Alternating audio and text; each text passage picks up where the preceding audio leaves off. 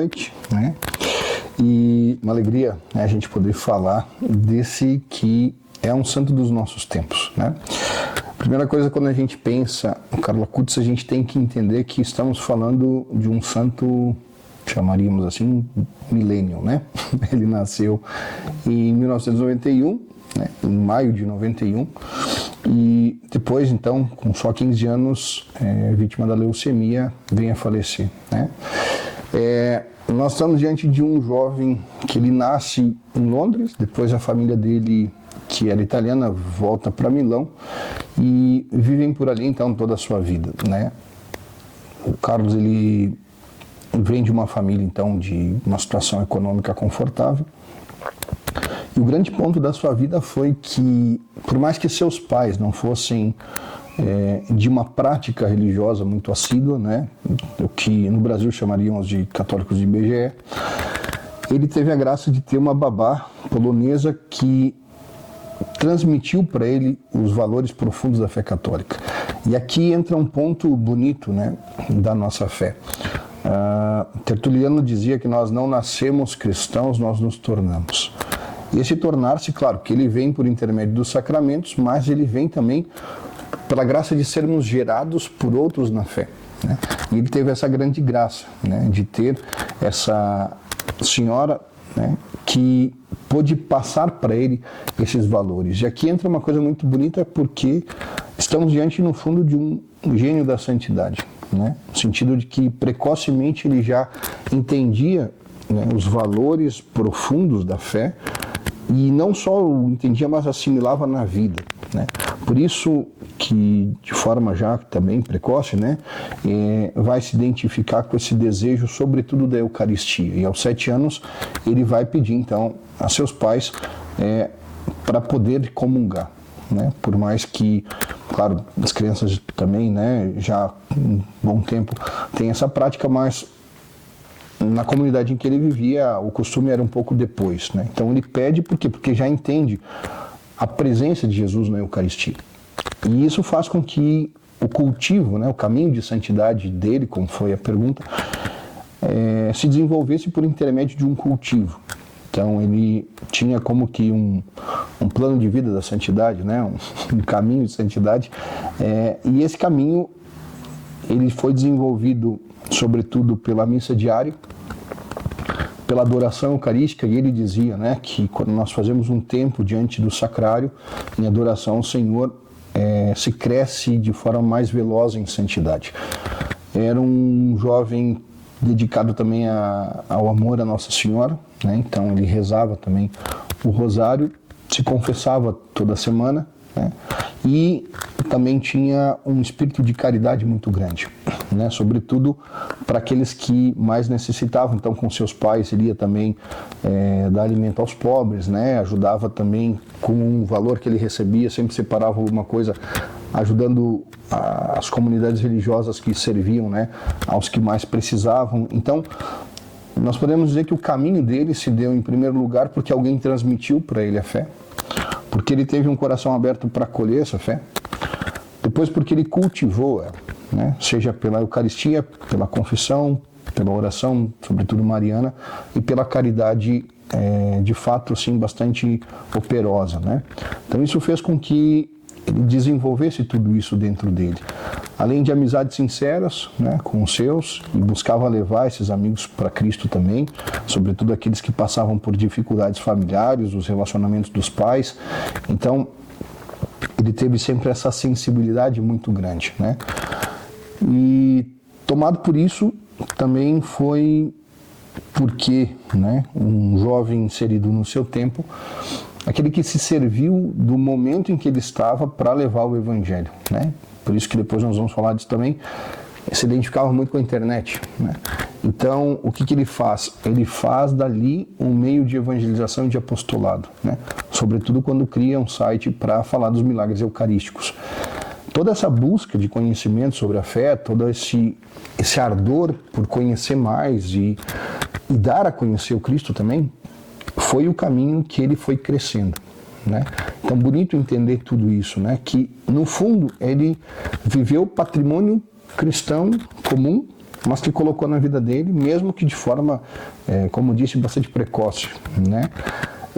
Bom, depois ele então é diagnosticado com a leucemia, né, vem a falecer, e o caminho de santidade, ou seja, a glória dos altares, que ele vai receber agora no dia 7, né, se dá também por um caminho que a igreja confirma. E aqui é muito bonito entender isso, da necessidade dos milagres. Porque o primeiro olhar que a igreja faz é para a vida das virtudes, né? Sobretudo aquilo que chamamos de virtudes heróicas. Se ele viveu de forma excelente a vida cristã ao ponto de se tornar um modelo, né? Ou seja, alguém que nós podemos seguir nessa estrada. Então isso, a igreja olha para a vida dele e vê, mas a gente precisa de uma certeza de que ele esteja no céu. E aí então a necessidade dos milagres, né? A gente pede a intercessão do santo e o milagre que ele realiza é como que essa confirmação, né? O milagre para a beatificação por intercessão da necessidade de um rapaz, né, em Campo Grande, aqui no Brasil.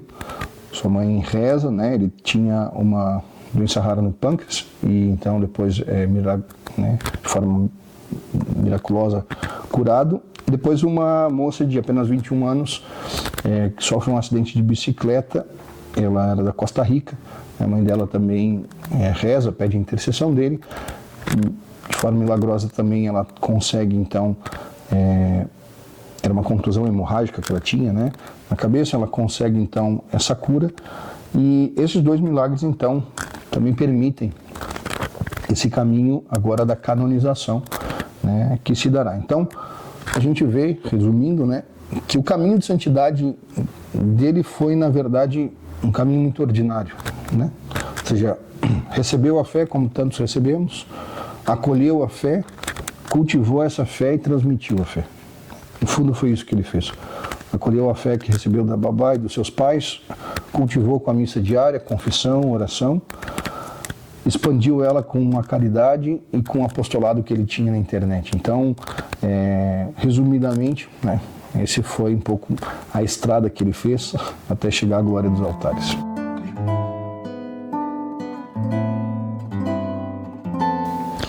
Bom, como toda boa analogia, né, a gente tem que sempre fazer esse exercício de voltar àquilo que é a ideia primeiro, né? Então, quando o Carlo Acutis fala da autoestrada, né? Coloquemos-nos numa autoestrada, né? Ele com certeza nos caminhos que fazia na Itália, né, foi justamente ter feito um caminho desse que veio essa ideia, essa analogia. A autoestrada, ela é muitas vezes o caminho mais curto, ela é o caminho mais seguro, é o caminho mais bem pavimentado, né? Então, quando ele olha para uma autoestrada e vê que ela leva para o destino que ele queria, ele entende que muitas vezes os atalhos podem ser perigosos, podem ser mais trabalhosos, né, podem ser mais inseguros, né?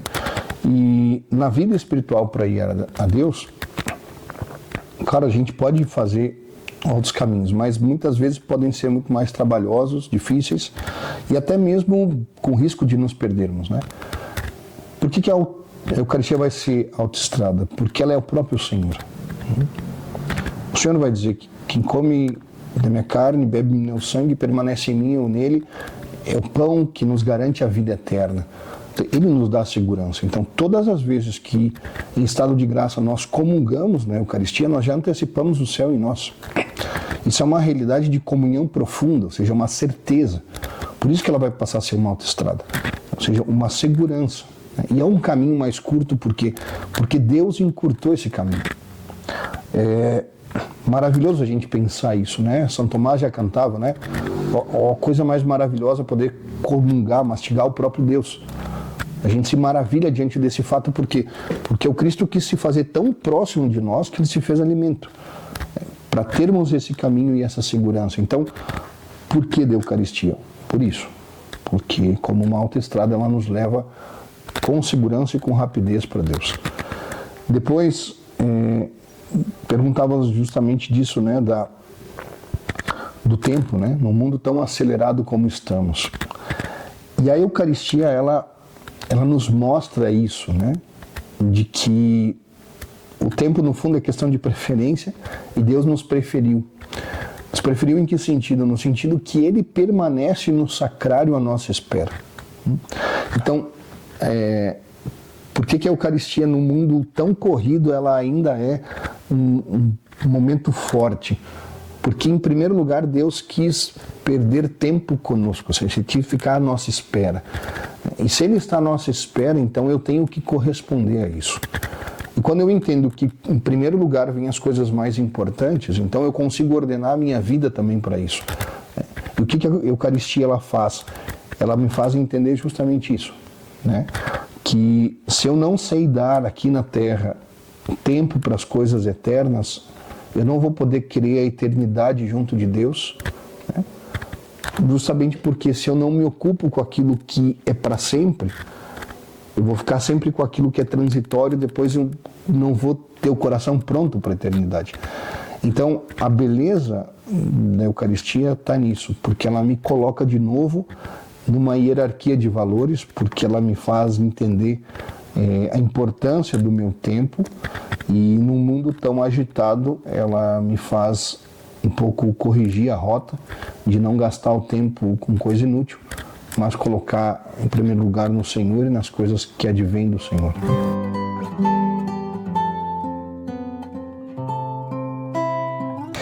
Bom, então tem uma coisa fascinante, bonita, né, que vem da sabedoria bimilenar da Igreja, é que ela sempre nos apresenta para as várias profissões ou para cidades, lugares, um padroeiro, né? E por que a gente tem isso? Justamente porque aquele santo, a forma de viver dele, é um modelo, é um guia, é um mestre, seja no ofício que desempenhamos, seja no lugar em que estamos, né? Então, o que acontece, né? Carlo Acutis, ele vai ser, para aqueles que vivem, né, trabalhando com a internet, então navegando, um farol, um mestre. Porque o problema não está, né, na internet. O problema muitas vezes está nos vícios que nós temos e que, ao entrar em contato com esse universo, a gente acaba levando para dentro dele. Ao mesmo tempo que, se somos pessoas de virtudes, então nós levamos para esse meio as virtudes, que foi o que ele fez, né?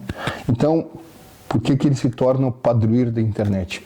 Porque ele nos mostra como fazer uso da internet, ou seja, como fazer uso desse meio, né? Que não é bom nem ruim em si, mas que é um meio. Então, como eu utilizo esse meio para o bem? É por isso que ele passa a ser tão importante, né? Sobretudo para os nossos tempos.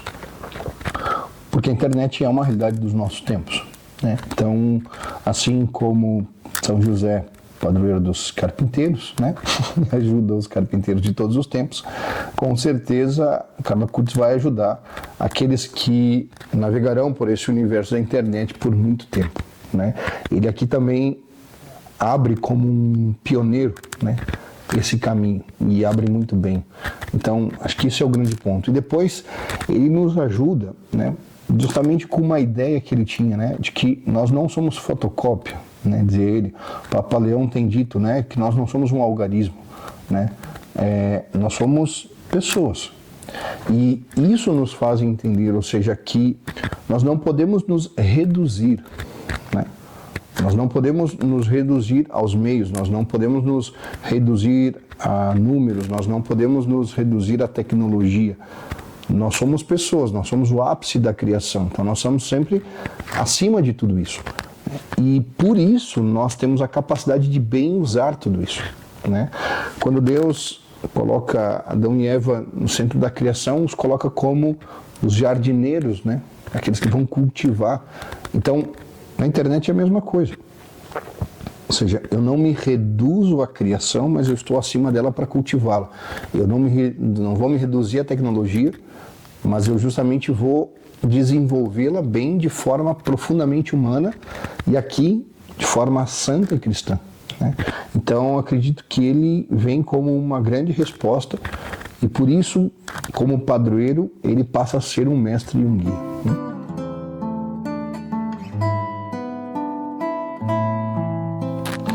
Acho que, em primeiro lugar, entender isso, né, que é próprio dos cristãos e próprio dos santos, né? A evangelização por meio da internet se daria no conhecimento do meio, né? Ou seja, é bonito ver isso na vida de Carlo Acutis, que ele tinha um conhecimento da técnica, né? Esse conhecimento da técnica permitiu ele um desenvolvimento para depois fazer com que essa mensagem fosse levada adiante, né? Então, diria, a primeira coisa é o conhecimento, né, da tecnologia. Por quê? E aqui que entra a beleza, né? Porque nós, os cristãos, não temos medo, né, dos meios. A gente utiliza eles para o bem. Bento XVI, numa célebre homilia que ele faz na França, ele vai dizer que todas as vezes que o Evangelho tocou as realidades ou as artes, sobretudo, ele levou. Então ele diz, né? Quando o Evangelho ele toca a música, ele eleva a música. Nós temos Bach, por exemplo, né? Quando ele toca a pintura, nós temos Michelangelo, Capela Sistina. Quando toca a literatura, nós temos Dante, a Divina Comédia. Enfim, toda vez que o Evangelho ele toca a cultura, os meios, ele eleva. Então, eu diria, a internet e toda a tecnologia digital que nós temos hoje, ela precisa de cristãos. Porque ela precisa ser tocada pelo Evangelho, porque isso vai fazer com que ela se eleve também. Então, se ele vivesse hoje, ele com certeza faria isso. E depois, também, sempre entender isso, né? Entender a genialidade dos santos e pensar como eles pensaram. Talvez Carlo Acutis tinha os meios que ele tinha naquele tempo. Mas o ponto é como ele pensou, como ele desenvolveu. E a forma de pensar, a genialidade cristã que ele teve naquele momento, aplicar para os tempos de hoje.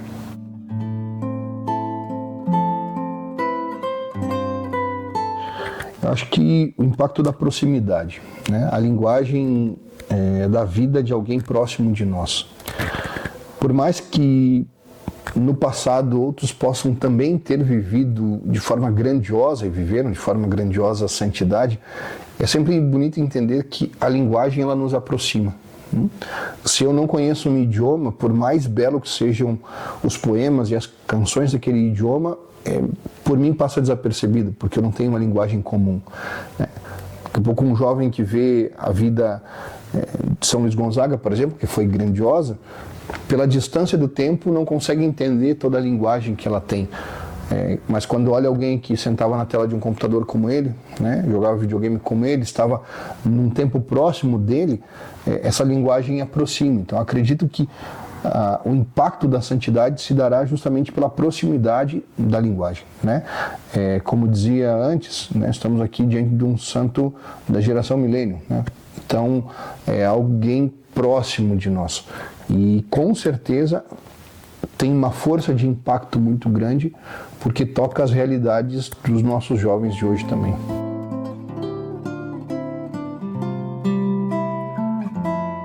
Eu diria que ele cultivou a virtude da verdade. Ele foi um jovem apaixonado pela verdade. A verdade da fé, a verdade do cristianismo, a verdade das virtudes humanas, a verdade do seu tempo. E quando ele descobre a verdade, por exemplo, de Cristo na Eucaristia, ele cultiva a presença do Senhor todos os dias. Ele vai na missa todos os dias, ele faz adoração todos os dias, porque ele descobriu a verdade da presença do Cristo. Quando ele descobre a verdade da caridade, ele vive a caridade, sobretudo para aqueles que mais precisavam. Não como algo fingido, mas como algo muito natural e autêntico. Quando ele descobre a verdade da amizade, ele desenvolve ela com os amigos que estão ao seu redor na escola, não longe dele, mas ali próximo, né? Quando ele descobre a verdade do seu tempo, que era a verdade da tecnologia, ele não se esconde dela, ele não descarta ela, mas ele acolhe aquela verdade do seu tempo e melhora a cultura em que ele está, o tempo em que ele está, a sociedade que ele está, justamente porque ele viveu a verdade do tempo presente, da realidade que ele tinha, né? Então, por mais que fosse muito jovem, ele não teve medo da realidade que estava presente dele. Seja a realidade da fé, seja a realidade dos amigos, seja a realidade da tecnologia, ou seja, ele abraçou tudo isso e viveu tudo isso. Então, Eu diria que a verdade, né, é uma virtude que sempre teve presente na vida dele.